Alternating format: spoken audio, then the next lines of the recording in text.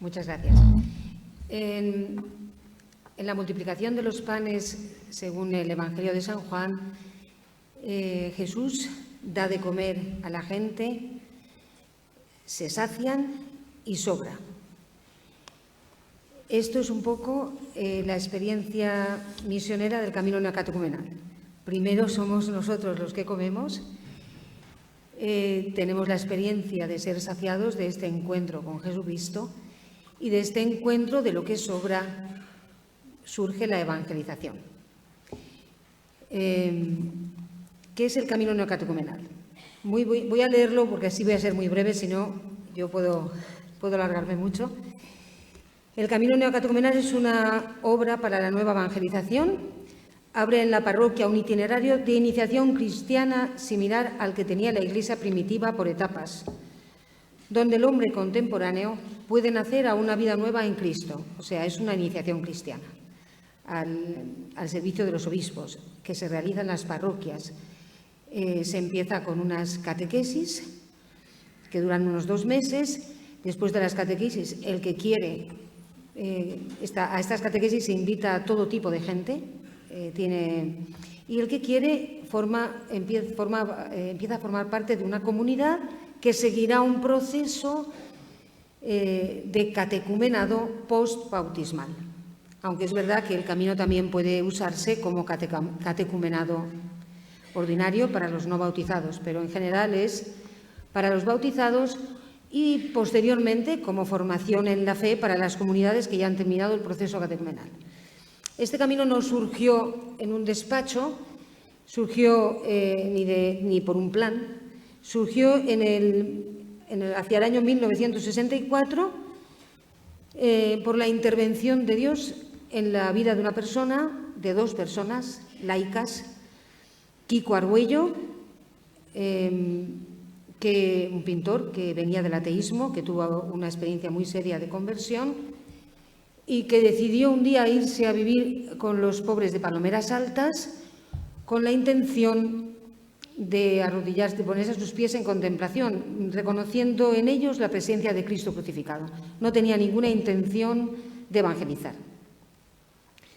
Un tiempo después también fue a vivir allí Carmen Hernández, laica ya también, que había estado en un instituto misionero, y a petición de los propios pobres de aquella zona, pues empezaron a evangelizar, abrían ante ellos la palabra, empezaron a catequizarles, y el anuncio del Evangelio, del querigma, provocó en ellos un cambio moral de vida, que era reforzado luego en los sacramentos, y apareció la comunión, la coinonía entre ellos, y nació una comunidad.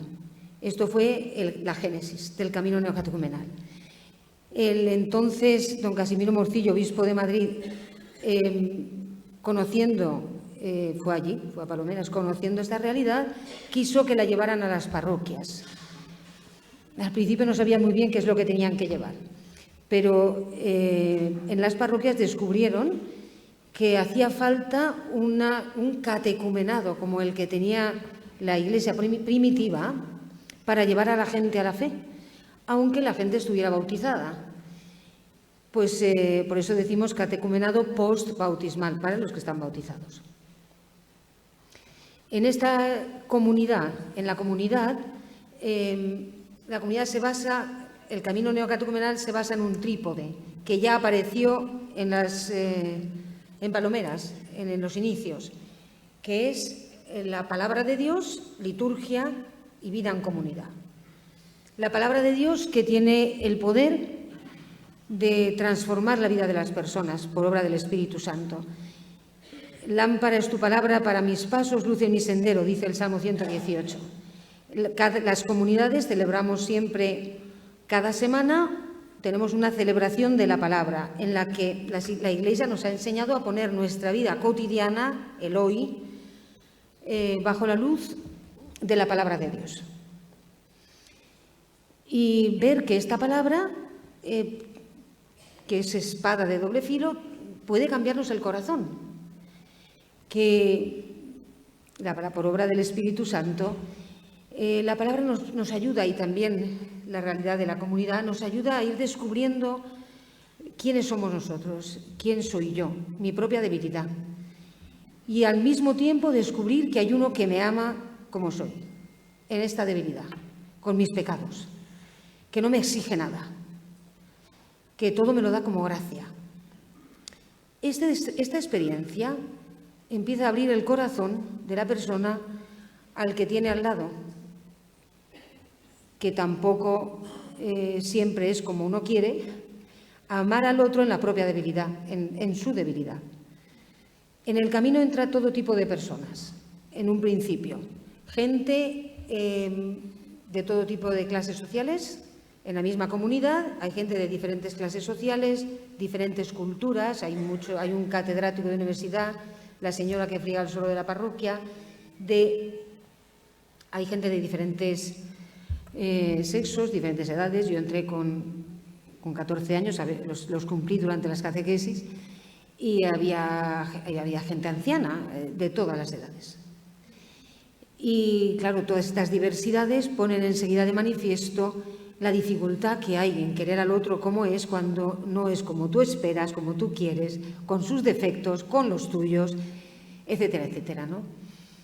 Pero hemos visto, y esto es la experiencia del camino, que en esta comunidad en la que empezamos así, con dificultades entre nosotros, en la que se rompen fácilmente todos los proyectos que uno tiene sobre comunidad cristiana, los ideales, se empieza a vivir la realidad, que no es posible querer al otro así, con las propias fuerzas no es posible querer al otro. Pero gracias a Dios, Jesucristo ha dado una respuesta a esto. Y es posible querer al otro como es. Cuando tú empiezas a conocer que eres amada como eres, empiezas también a tener la posibilidad de querer al otro como es. Y empieza a darse en la comunidad la coinonía, la comunión, el amor al otro en la dimensión de la cruz, cuando te hace daño, también cuando te hace daño. La unidad, que son los signos que llaman a la fe a los que están lejos. Ya dice Jesús en el Evangelio de San Juan: Padre, que sean uno, como tú y yo, uno, así conocerán. También dice: amaos como yo os he amado, en esto conocerán que sois mis discípulos. Estos signos llaman a la fe también a los que no la tienen, a los que no están cerca de la Iglesia, a los alejados, a las periferias.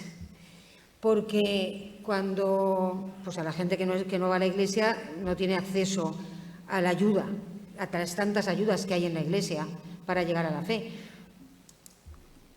Entonces, pero estos signos sí pueden llamarles la atención y abrirles los oídos para empezar a escuchar, porque les sorprende, porque este amor, este tipo de amor, esta unidad total, este amor en la dimensión de la cruz viene del cielo. Entonces empiezan a ver que aquí hay algo que no es lo normal. Y esto les abre los oídos para escuchar en la evangelización. El camino tiene muchas formas de evangelización. Voy a intentar resumirlas muy brevemente, porque también quiero hablar un poquito de mi experiencia. La primera cosa, pues es esto, que cuando nosotros en la comunidad empezamos yo personalmente, cuando he experimentado el ser amada como soy, pues esto a mí me ha llevado el amor es difusivo, ¿no? Me ha llevado a querer que otros conozcan esto, que los pobres de la tierra conozcan este amor. Y cuando hablo de los pobres de la tierra no me refiero solamente a los del tercer mundo. Cuando hablo de los pobres de la tierra, en esto caben muchos. También aquí en España, tantos, yo misma he sido de estos pobres, ¿no? Cuando uno no se siente amado, no hay mayor pobreza que la soledad, no sentirse amado por nadie. Cuando una mujer es abandonada por el marido, cuando un anciano se lo llevan a una casa, a un hospicio, hay tantas pobrezas en nuestra sociedad, ¿no? Pues yo vi que el Señor, lo que a mí me motivó para la misión, yo quiero que los pobres de la tierra conozcan este amor. Este amor vale la pena, o sea, es lo mejor que se puede vivir en la vida, ¿no? ¿Cuánto tiempo te me queda? Te quedan 5 minutos. Pues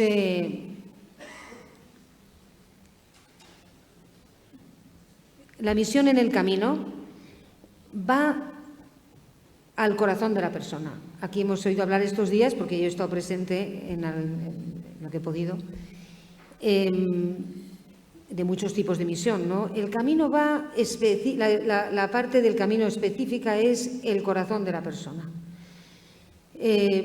Yo he trabajado ya en 4 continentes, he vivido en 4 continentes y yo he visto que en todo tipo de cultura y tipo de sociedad, de clase social, todos los hombres tenemos el mismo problema dentro, el problema íntimo, real, que es el miedo a no ser amados, el miedo al no ser, el miedo a la soledad, el miedo al sufrimiento, el miedo a la muerte. Y hay una respuesta que es Cristo resucitado. Entonces, esta experiencia, pues intentamos llevarla de muchas maneras diferentes. El camino tiene muchas maneras de misión, muchas, y que en 5 minutos me va a ser imposible resumir, porque además quiero hablar un poquito de mi experiencia, ¿no? La primera es esta en la que estoy yo ahora, que son los itinerantes, personas que descubrimos como parte de la comunidad y que en representación o como parte, sí, en representación de la comunidad, vamos a otras partes a llevar esta experiencia del camino neocatecumenal a diferentes naciones. Como ya habéis oído, he vivido ya en 4 continentes. Bueno, la primera misión que hice no fue esta, la primera misión fue como chica en misión, que es otro tipo de misión. Hay familias en el camino que muchas de ellas, sabemos que vivir en matrimonio es muchas veces difícil, es casi siempre difícil, que muchos de los matrimonios que entran en la comunidad llegan con una experiencia grande de destrucción. El ver que es posible el amor al otro, la entrega total al otro, que Dios reconstruye su matrimonio, que pueden abrirse a la posibilidad de tener los hijos que Dios quiera, de educarlos en la fe, que es una cosa muy importante en el camino, la educación en la fe a los hijos. Pues les lleva un agradecimiento que les hace ofrecerse disponibles a andar a cualquier parte del mundo. Y así surgen las familias en misión, familias que son enviadas a cualquier parte de la tierra. Y en particular, la Missio ad Gentes. Algunas de estas familias están trabajando en zonas donde el camino es muy débil para apoyar el camino, otras trabajan en ayudando a párrocos en zonas difíciles. También en la Missio ad Gentes. La Missio ad Gentes está formada, la envía el equipo internacional, que son Kiko Argüello y en estos momentos Ascensión y un presbítero que se llama Mario, italiano. El equipo internacional la envía a petición del obispo en zonas donde no hay presencia de iglesia, por ejemplo, en tantos sitios de la ex-URSS o la Alemania Oriental, o incluso, hay muchas en Francia, en zonas donde ya hay dificultades para encontrarse con la iglesia, o en muchas otras zonas. Bueno, pues la forman 4 o 5 matrimonios del camino con sus hijos, un presbítero acompañado de un chico célibe, varias chicas célibes, y cada uno vive en sus casas, pero juntos forman una comunidad y así hacen presencia de iglesia. Poco a poco irán conociendo a los vecinos, los amiguitos de los niños en el colegio, etcétera, etcétera, y de esta manera se van acercando a personas que a veces no han oído hablar, ni siquiera no conocen la palabra Jesucristo, como nos ha pasado en misiones en China o en otros sitios. Otra misión importantísima del camino son los Redemptoris Mater. Son seminarios diocesanos que forman a los chicos específicamente para la misión, para ser misioneros en cualquier parte del mundo. Aquí en Madrid hay un seminario misionero diocesano, Redemptoris Mater. Y bueno, me dicen que tengo que terminar ya. Yo concluyo diciendo un poquito de mi experiencia, muy brevemente. Yo empecé el camino, como he dicho, muy joven, pero el camino me atrajo, y quise vivir para ser cristiana, pero tenía mi plan, mi proyecto era casarme y tener mínimo 7 hijos, yo quería tener muchos hijos, y empecé a tener novios. Según mi familia eran de Hollywood y la verdad es que eran muy, muy majos, pero siempre me faltaba algo. A mí siempre, interiormente, cuando llegaba el momento, yo decía, es que me falta. Bueno, siempre había un pero. Poco a poco empecé a descubrir que el Señor me estaba llamando a vivir para Él. Y al principio yo me rebelé por completo. Durante 3 años combatí contra Dios, no con Dios, contra Dios, diciendo ni hablar, búscate otra, ni hablar, ni hablar, ni hablar. Déjame en paz. Al final entré en tal crisis porque intentando huir de la llamada me metí en muchos follones y al final me fui a un convento a rezar. Y allí tuve una experiencia muy seria del amor de Dios, profundo en mi corazón, que me hizo libre. Y a partir de ahí pues le dije al Señor, bueno, pues ya está, como tú quieras. Y yo os puedo decir hoy que el Señor, que conocía lo que había en mi corazón, sabía que lo que yo realmente deseaba era esto. Pues yo llevo un agradecimiento enorme al Señor por la forma en la que vivo, aunque a veces con sufrimientos y con muchas dificultades. Mi vida no es fácil porque nos pasamos la vida viajando de un sitio a otro, culturas diferentes. A mí me acogen, nosotros vivimos en precariedad, me acoge la gente local, vivo como la gente local, como comen ellos, vivo como viven ellos y pues a veces no siempre es fácil, ¿no? Y luego, pues muchas cosas. Pero yo me siento agradecidísima a Dios que me permite contemplar lo que hace en la vida de las personas, como a través de esta iniciación cristiana tantas personas están saliendo del infierno de la brujería, de la soledad, de las adicciones, de las familias destruidas.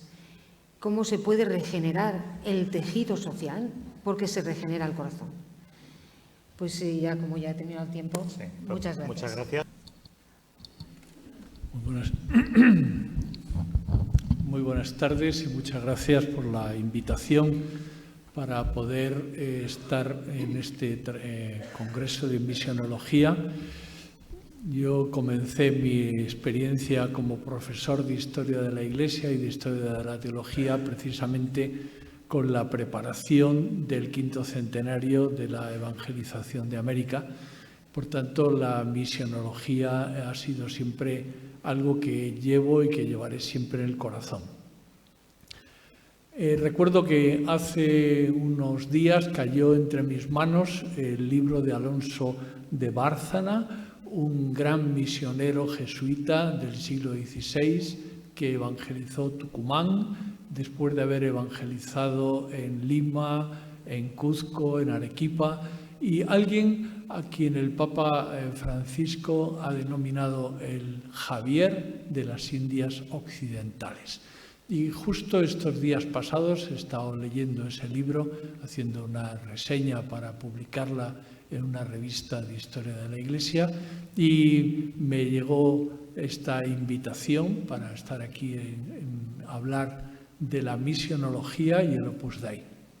Y en el fondo, cuando estaba leyendo el libro de Bárcena, viendo a ese jesuita del siglo XVI formado en la Universidad de Baeza, discípulo de San Juan de Ávila, un hombre que encuentra su vocación a la compañía en el seno de la dirección espiritual, de la vida de oración, en el mundo de la teología en la Universidad de Baeza, y decide entregarse a Dios y marchar a la misión. ¿Qué hace cuando llega a la misión? Pues hace exactamente lo mismo que hacía con San Juan de Ávila cuando recorrían las tierras de Andalucía. El apóstol de Andalucía, que había deseado irse a evangelizar América, lo hizo evangelizando Andalucía, y de la evangelización de Andalucía vino la evangelización de América. Bárcena, ¿qué hace? Lo que vio hacer. En el fondo, la misión a gentes es intrínseca a la propia misión de la Iglesia. Por eso es muy bonito considerar esto, la llamada universal a la santidad que el Concilio Vaticano II ha preconizado es una llamada universal a la misión apostólica. No existe vocación sin misión. Y si todos estamos llamados a la santidad, como proclamó la Lumen Gentium en el número 11, es que todos estamos llamados a que ese amor que cuaja, que irrumpe, que enamora, que enciende, hay que contagiarla a los demás. Decía el beato Álvaro del Portillo que para hacer apostolado no hace falta audacia, basta la naturalidad del amor. Recuerdo que un día, siendo vicario del Opus Dei en Andalucía, tuve que ir a coger el talgo para ir de Sevilla a Córdoba, y cuando el talgo echó a andar, un sacerdote correctamente vestido se levantó en el vagón del talgo, carraspeó, consiguió el silencio del vagón y dijo: vamos a hacer un viaje corto, entonces duraba 1 hora el viaje en talgo Sevilla-Córdoba, vamos a aprovechar este viaje para hacer un repaso de nuestra vida cristiana. Y comenzó con las 4 partes del catecismo: el credo, los mandamientos, los sacramentos y la oración. Y hizo un resumen fantástico en 20 minutos de la vida cristiana. Cuando terminó, como el negro llama al negro y el asiento que yo tenía al lado estaba vacío, vino y se sentó. Yo le felicité, le dije: chico, la verdad es que pues me has dejado muy impresionado. Yo no me hubiera atrevido a levantarme y haber hecho un resumen magnífico como el que acabas de hacer. Y él dijo: no, no hace falta. Tú sigue tu carisma, que yo sigo el mío, ¿no? Muchas veces esa anécdota me ha venido a la cabeza para preguntarme: ¿cuál es mi carisma? ¿Cómo quiere Dios que yo evangelice? Cuando era profesor de Historia de la Iglesia, cuando ahora me dedico al impulso de las causas de los santos, o cuando estoy en un confesionario atendiendo universitarias, como haré dentro de un rato cuando salga corriendo de aquí. ¿O qué hace una mujer casada, madre de 4 hijos, o de 2, o de 7, los que Dios le haya dado, o ninguno? ¿Qué hace una madre de familia cristiana en su trabajo, con sus hijos, con su marido? Que eso es, en definitiva, la mayoría de la gente del Opus Dei. Los sacerdotes en el Opus Dei somos muy poquitos, y las personas entregadas célibes en el Opus Dei son muy poquitos, comparado con la mayoría de las personas del Opus Dei, que son personas como todos, corrientes, personas de la calle. La mayoría son gente casada. Imaginemos una madre de familia que trabaja, que en su casa, que trabaja en un trabajo en la calle, que vuelve, que atiende a su marido, a sus hijos, su hogar, sus amigas. ¿En qué consiste? ¿Cuál es su carisma? ¿Cómo evangeliza?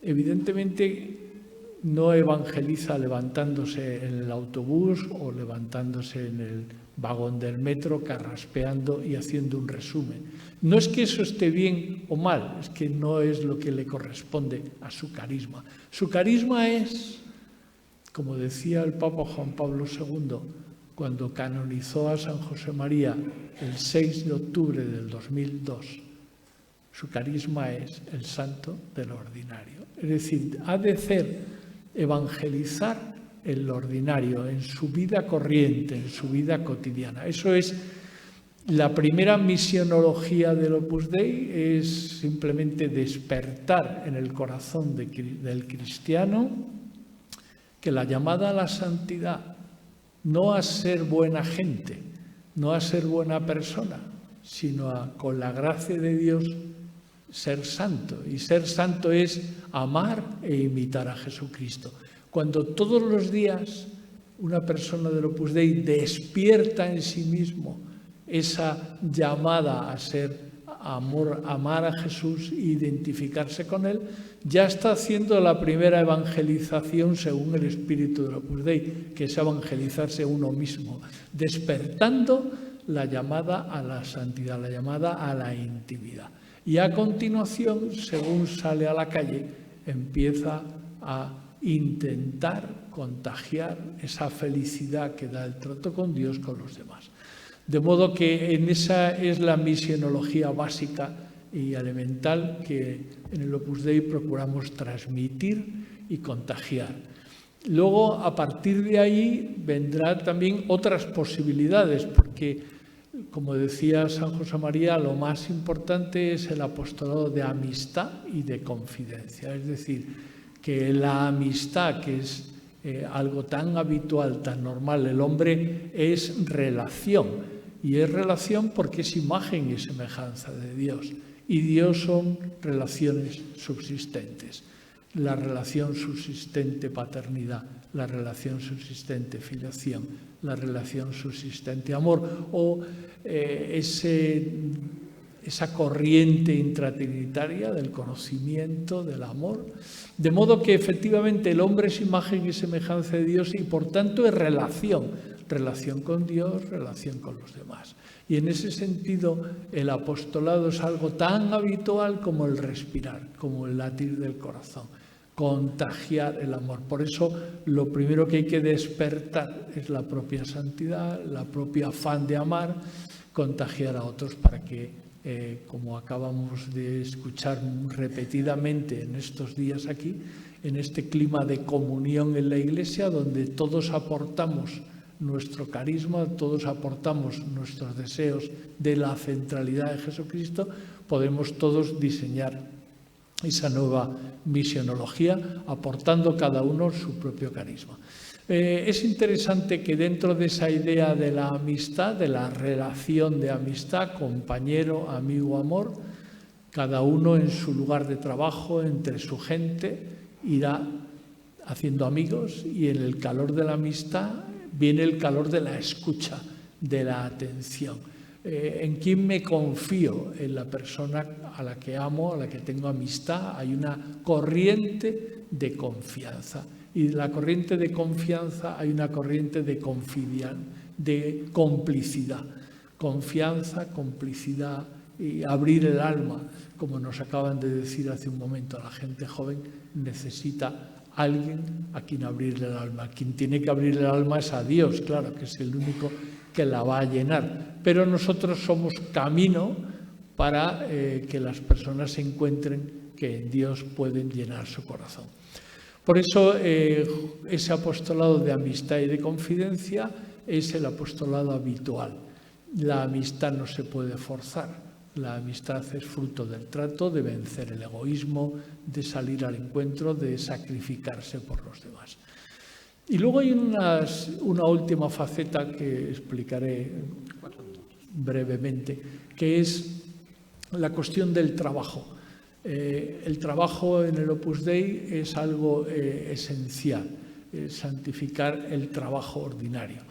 En ese sentido no se trata de coger una actividad profesional, como por ejemplo sería construir una mesa, tomar la madera, cortarla, pegarla, lijarla, barnizarla y dejarla presentable como una mesa castellana del siglo XVI. Y luego, una vez terminada la mesa, se echa agua bendita para santificarla. Eso se llamaría mojar la mesa con agua bendita. Santificar la mesa sería diseñar la mesa con Jesucristo, realizar la mesa con Jesucristo, culminar, porque la santificación del trabajo es el paso de la ética a la estética. Uno puede considerar que mi mesa es vendible en el mercado, es éticamente correcta, es competitiva, pero una nueva visión, una última mirada hace que aquello sea culminado, bellamente terminado, y entonces pasamos de la ética a la estética. Aquello que está divinamente acabado, Dios puede decir que es suyo. Por eso, santificar el trabajo no es una cuestión de un tiempo. Ya me jubilo y ya por fin me quito de trabajar. Una persona que beba al espíritu del Opus Dei trabajará en lo que pueda hasta el final de su vida, aunque sea ofreciendo y viviendo su profesión de enfermo, que a lo mejor es lo que acabaremos todos santificando, nuestro trabajo de enfermo. Pero es muy interesante porque el Opus Dei muchas veces ha ido empezando y ha ido desarrollando tareas misionológicas estrictamente hablando, como cuando la Santa Sede le pidió a San José María que se pusiera en marcha una prelatura nullius in iauius en lo alto, en los montes de los Andes, ¿no? O cuando el Papa Juan Pablo II le pidió al Beato Álvaro del Portillo que el Opus Dei comenzara la tarea apostólica en Lituania, Estonia y Letonia, donde el número de católicos era muy escaso, o como hay muchos países de África donde hemos ido empezando, donde se va empezando como se puede,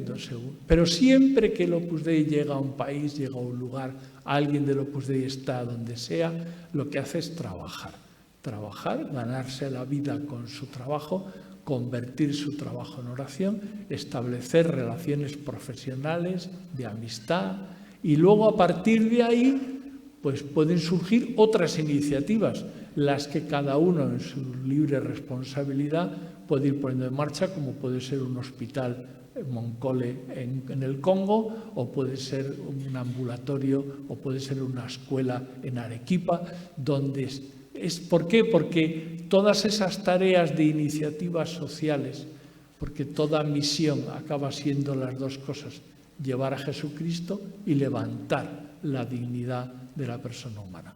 Se podría desarrollar todo muchísimo más, pero creo que en sustancia la cuestión es esta: en cada momento, en cada instante, convertir lo que tocamos en oración, en encuentro con Dios y en transformación de los corazones que nos rodean. Muchas gracias. Buenas tardes, gracias por la invitación también de poder compartir un poco de la experiencia personal también. Sin duda, decir cristiano y decir enviado deberían ser sinónimos, pero podríamos preguntarnos enviados a qué, y yo creo que todos los presentes lo tenemos muy claro, ¿no? Enviados a ser testigos, a dar testimonio ante el mundo de un encuentro que ha cambiado nuestras vidas, como cambió la vida de los apóstoles. Ellos tuvieron el privilegio de vivir 3 años con Jesús, ¿no? De estar a su lado día a día, de escuchar sus enseñanzas, ver los milagros, pero sobre todo fueron testigos de ese amor atento y preferencial de Cristo por todos, por los que sufren, en el cuerpo, en el espíritu, al punto de revelarnos una verdad que hasta entonces era desconocida, ¿no? Que Dios es Padre. Lo mismo nos sucede a cada uno de nosotros, solo cuando hemos descubierto que Dios nos ama inmensamente y nos hemos encontrado con un Jesús vivo. Nuestra vida ha cobrado un nuevo sentido que nos impulsa también a compartir con todos este descubrimiento. Pienso que la mayoría de los que estamos aquí hemos hecho este descubrimiento. También a mí me pasó esto. Cuando tenía 16 años, a través de un religioso conocí un grupo de jóvenes que tenían algo especial, una alegría contagiosa. Su secreto era que trataban de vivir en lo cotidiano el Evangelio. Por eso trataban de vivir mes a mes una frase del Evangelio. La llamaban la palabra de vida. Traté de hacerlo también yo. Recuerdo la primera que me puse a vivir. Lo que hagáis al más pequeño de mis hermanos, a mí me lo hacéis. Fue una revolución en mi modo de vida.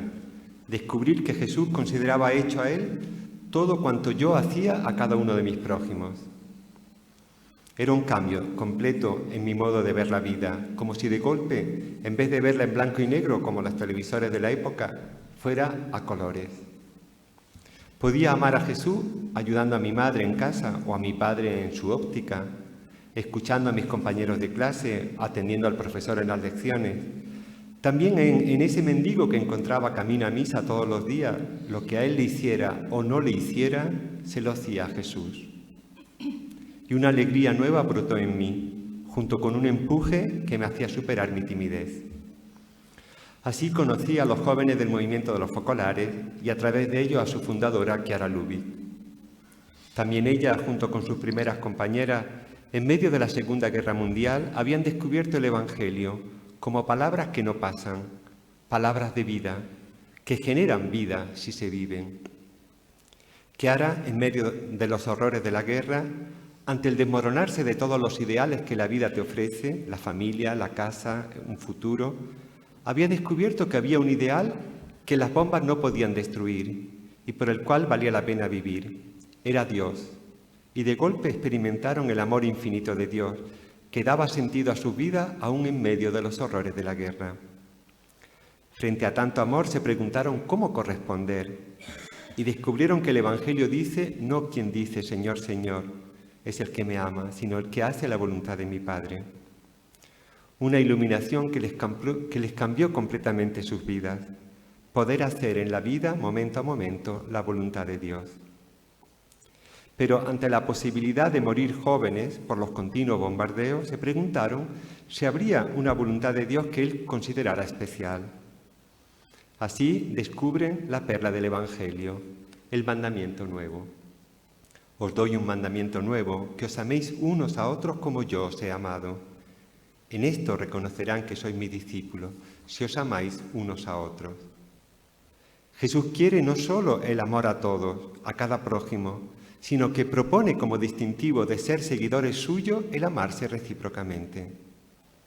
Por eso, Chiara y sus compañeras hacen un pacto solemne, amarse estando dispuestas a morir una por otra, cada una por las demás. Este pacto cambió completamente sus vidas, porque experimentaron como que había dado un salto de calidad, como si un personaje invisible hubiera hecho acto de presencia entre ellas. Más tarde descubrirían que era la presencia de Jesús en medio de aquellos que se aman, como Él había prometido, donde están 2 o 3 unidos en mi nombre, allí estoy yo en medio de ellos. Otro gran descubrimiento fue el testamento de Jesús, la oración de Jesús al Padre camino al huerto de los olivos. Padre, que todos sean uno, como tú y yo somos uno, que sean uno en nosotros, para que el mundo crea. Es una frase que cambia completamente nuestra dinámica misionera. Antes que nada, Jesús nos pide ser uno, ser Él, ser evangelios vivos, vivir entre nosotros reviviendo las relaciones que se viven en la Trinidad. Es esa donación total al otro la que nos permite ser uno, y si somos uno, el mundo cree. Podríamos decir que la espiritualidad del movimiento de los focolares es una espiritualidad bajo la óptica de la unidad, que esta es su palabra síntesis, como para los franciscanos la pobreza o para los jesuitas la obediencia, y que es una espiritualidad actual en un mundo que a pesar de sus múltiples tensiones siente más que nunca la necesidad de la unidad. Porque cuando Dios manda un carisma nuevo, este es un don específico para toda la Iglesia y no solo algo específico del movimiento o congregación que nace. Unidad que solo Jesús, presente en medio de los suyos, es capaz de realizar. Esta es la experiencia que estamos llamados a vivir todos los cristianos y a testimoniar al mundo. No se trata solo de hablar de Jesús a los demás, sino antes que nada ser Jesús. Y para ello es imprescindible dejarnos transformar por sus palabras, hacerlas propias, vivirlas hasta que transformen nuestra mentalidad en la suya. Este vivir sus palabras lo podemos hacer en todo momento, en la familia, en el trabajo, con los amigos. Tratando de ser Él, aprendemos a amar a cada uno que pasa a nuestro lado. Y el fuego del amor de Dios en nosotros será quien toque el corazón del hermano.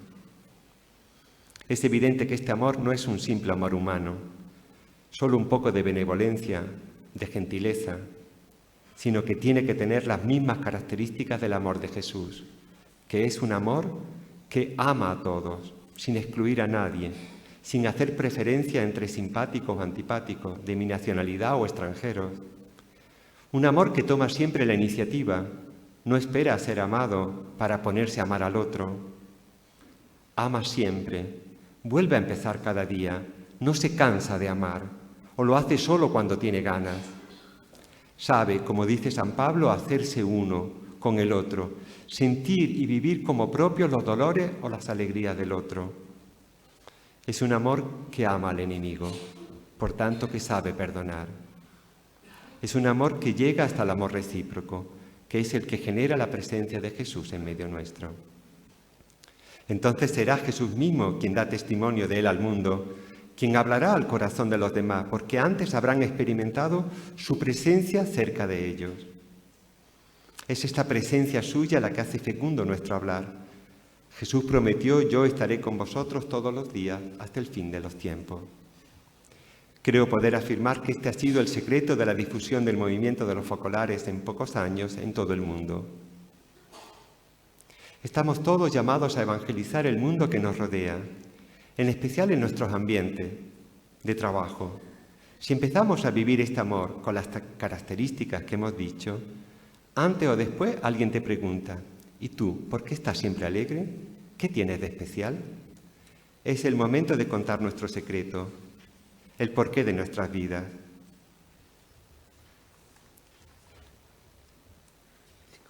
Cinco minutos.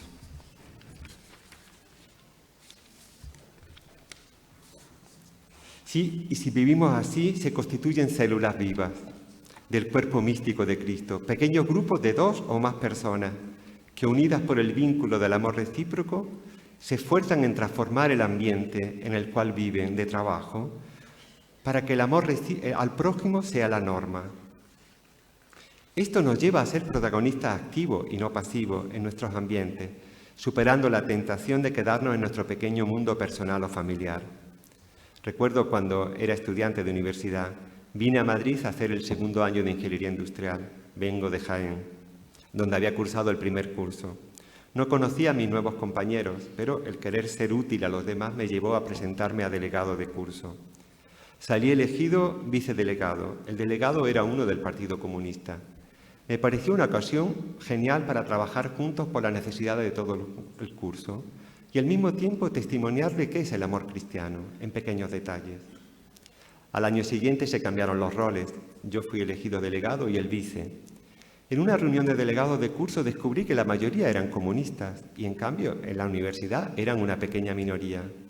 Pero la inmensa mayoría cristiana de alumnos preferían ocuparse de sus propios estudios, sin más complicaciones. Esto me impresionó mucho. También en mi vida profesional como ingeniero he tratado en los distintos países donde he estado, México, Argentina, Chile, que las relaciones con los albañiles y los jefes de obra fueran más allá de lo estrictamente profesional, interesándome en la medida de lo posible por su realidad personal. Recuerdo en especial la relación con un maestro de obra en Argentina. Cuando lo conocí descubrí que era chileno, después que era evangélico. Más tarde él me pidió si lo podía ayudar en unas reformas en el templo de su comunidad. También con el tiempo pude compartir con él el compromiso de tratar de vivir el Evangelio cada día. Una relación que perdura al paso del tiempo y de la distancia. En Chile trabajé como representante de la editorial de Ciudad Nueva, la editorial de los focolares. En las relaciones con los libreros también, no solo tratar de tener un trato justo, sino construir relaciones personales, que incluso después te favorecían las ventas, habrían nuevas posibilidades. Recuerdo un día, yendo a visitar una librería grande junto a la catedral, la encargada del sector religioso me dice: mire, hay un cliente que busca un libro de un padre de la iglesia que no encuentra. Me acerco, me presento, resulta ser un sacerdote ortodoxo. Nos ponemos a hablar. Más tarde lo invito a nuestra comunidad y también con el tiempo compartimos el empuje de vivir el Evangelio día a día. En todos estos años en Latinoamérica he visto cómo el vivir el Evangelio y compartir las propias experiencias hacen hacer comunidades cristianas en las grandes ciudades o en los pequeños pueblos, entre jóvenes universitarios o en el mundo indígena. Recuerdo en especial una comunidad indígena en la Sierra de Santa Cruz, en México. Me impactó su radicalidad en el vivir que todos somos hijos de Dios. Cada vez que íbamos a visitarlo, Felipe nos recibía en su familia con un banquete, es decir, una comida a base de frijoles, es decir, alubias, tortita de maíz y un guiso con algo de pollo y evidentemente picante. Por la noche la cena para todos fue más bien ligera, café, un trozo de pan. Nos dimos cuenta que para el almuerzo se habían gastado lo que tenían para comer para varios días. Al día siguiente, sin decir nada, bajamos a la ciudad, 2 horas de viaje por varios medios de transporte. Y volvemos con comida abundante para un par de semanas. Por 2 días la comida fue normal, pero al tercer momento vimos que de nuevo escaseaba. En un momento de confianza le preguntamos: Felipe, ayer había poco de comer en tu casa. ¿Qué pasó con la comida que trajimos?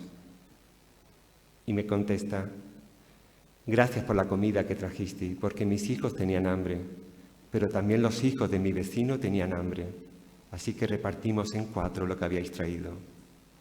A mí me dejó sin palabras. Esto nos llevó después a ver qué podíamos hacer por toda la comunidad. Estando tan aislados, el precio en el que conseguían los frijoles era muy alto.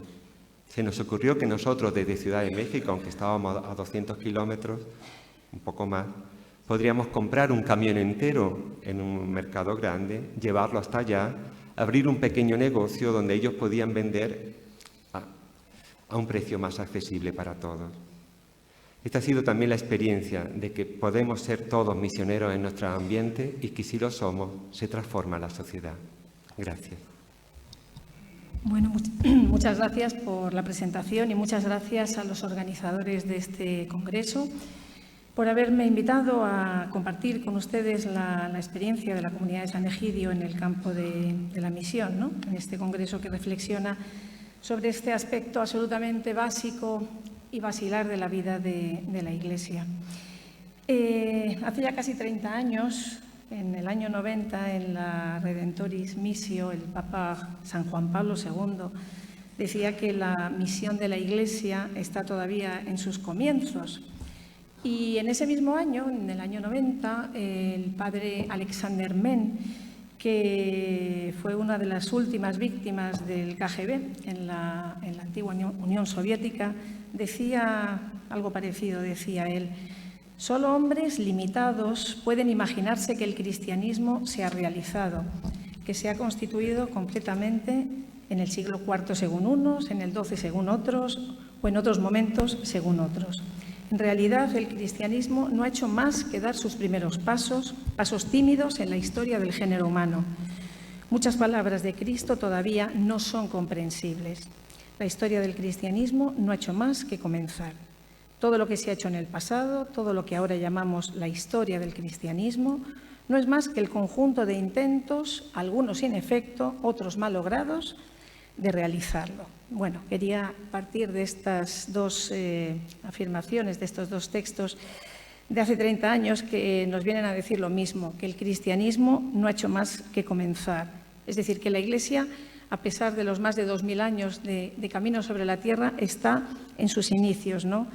La verdad que podría parecer una afirmación así retórica, ¿no? Sobre todo teniendo en cuenta el gran esfuerzo misionero que durante el siglo XX ha llevado adelante la Iglesia y que ha llevado la fe a todos los países de la tierra, a los confines de la tierra, tocando mundos, pueblos, culturas, de lo más diverso, ¿no? A todos los extremos geográficos, ¿no? Pero es cierto, el cristianismo no ha hecho más que comenzar. Y esto, afirmar que el cristianismo no ha hecho más que comenzar, en el fondo es afirmar que el cristianismo nunca, y desde luego no ahora, pero nunca se puede presentar como algo viejo, sino que el cristianismo es algo que siempre resurge en los pliegues, ¿no?, más profundos, en los pasajes más profundos de la historia humana. Y estamos viviendo ahora un momento de especial cambio, ¿no? Todo el mundo lo dice, lo estamos viendo, el mundo está cambiando rapidísimamente. No es que sea una época de cambios, ¿no? Alguien ha dicho, es un cambio de época. El mundo se ha globalizado, no hay fronteras, sí hay fronteras, pero para lo que es el movimiento del dinero, para que es el movimiento de las imágenes, de saber qué es lo que está ocurriendo a miles de kilómetros de distancia de donde nos encontramos, para eso no hay distancias, ¿no? ¿Y cuál es el sitio del cristianismo en un mundo así, ¿no? Yo pienso que hace falta vivir este nuevo inicio, ¿no? Y para vivir este nuevo inicio hace falta tomar más en serio el momento histórico que nos ha tocado vivir, en el sentido de comprender el sentido profundo de la vida cristiana, ¿no?, como continuidad, como fidelidad a la tradición, pero que a la vez se funden con lo nuevo, como ese escriba sabio del que habla el Evangelio de Mateo, ¿no? Que es capaz de sacar de su tesoro cosas nuevas y antiguas, ¿no? Sin embargo, creo que muchas veces razonamos, pensamos como si estuviéramos en el pasado o como si nada hubiera cambiado, quizá porque no nos gusta que las cosas cambien, ¿no? Y vivimos muchas veces, ¿no?, los hombres y mujeres de la Iglesia con un horizonte demasiado pequeño, limitado, ¿no? Aunque tengamos mucha dedicación, no es contradictorio, ¿no? Se puede vivir en un mundo pequeño dedicándose muchísimo, dedicándose las 24 horas del día, pero vivir en un mundo autorreferencial al que hacías referencia al principio, ¿no? Un mundo autorreferencial cerrado en nuestras discusiones, en nuestras dinámicas, en nuestras instituciones y con nuestro lenguaje. Un lenguaje que al final acaba no teniendo ningún significado, ¿no?, para los de fuera, un lenguaje que no atrae, un lenguaje que seguramente no es misionero, ¿no? Por tanto, esta autorreferencialidad, que en el fondo es una reacción, una tentación, ¿no?, de la globalización, cuando todos nos hemos visto sumergidos en un mundo muy grande, sin horizontes, sin límites, y quizá nos sentimos un poco perdidos, ¿no? Pero esta es la misión de la Iglesia, ¿no? Ya lo decía el Papa Juan Pablo II en la Nuevo Milenio in Eunte, cuando nos animaba a remar mar adentro, ¿no? Duc in altum.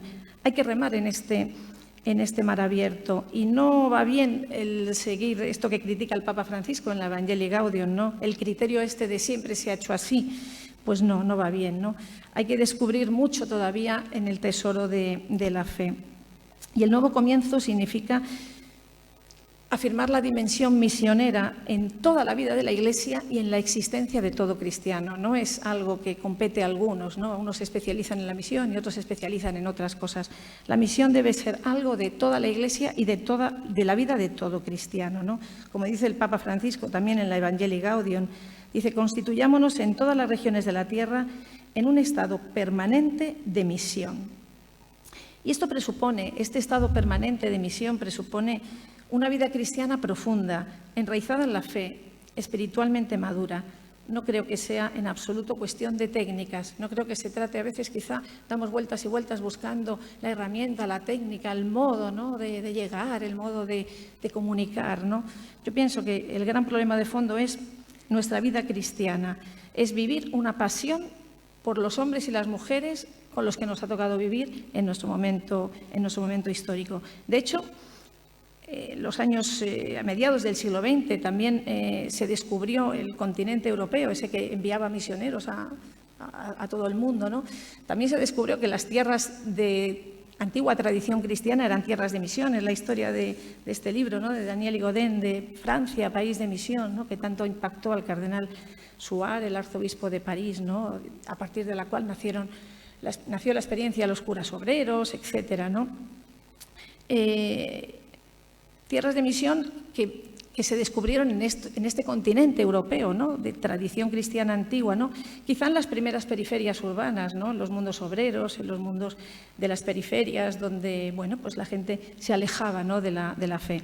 De hecho, el inicio de la Comunidad de San Egidio se puede insertar en ese contexto, ¿no?, cuando empezó este grupo de jóvenes, junto con Andrea Riccardi, a quien mencionabas, pues a ir a las periferias de Roma, donde había gente que vivía en chabolas, emigrantes que venían del sur de Italia, gente que se había alejado de la vida de la Iglesia por inercia, no por nada, ninguna ideología, ¿no?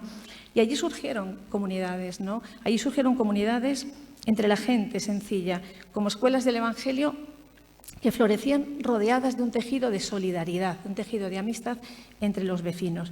Eran comunidades que tenían capacidad de atraer y de implicar, que de esto se trata, a mi juicio, capacidad de atraer, ser atractivas y de implicar a la gente en un proyecto bello de cambiar el mundo a partir de la escucha del Evangelio.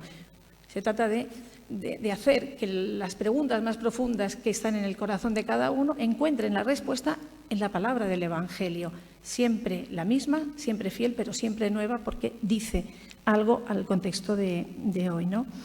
Entonces, a cada generación, en el fondo, se nos pide eso, ¿no?, volver a proponer el camino de la fe, y por eso se necesitan cristianos misioneros. Pero el gran problema, a mi juicio, es vivir esta pasión universal por lo que ocurre en el mundo.